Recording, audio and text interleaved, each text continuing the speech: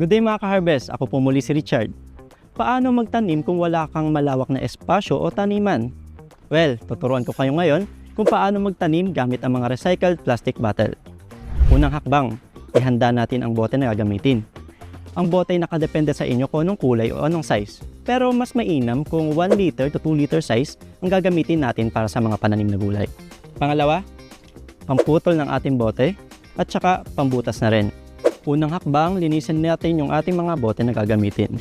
Ang paglilinis ay ginagawa para maiwasan natin na makontaminated yung ating mga itatanim. Dahil kahit anong residue na maiwan dito is pwede makaapekto sa ating halaman. Napakaraming benepisyo ang paggamit ng mga recycled plastic bottle.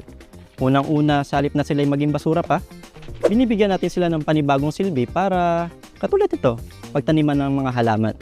Pangalawa, budget friendly. Dahil hindi mo na kailangan bumili pa ng mga mamahalin na paso. So yun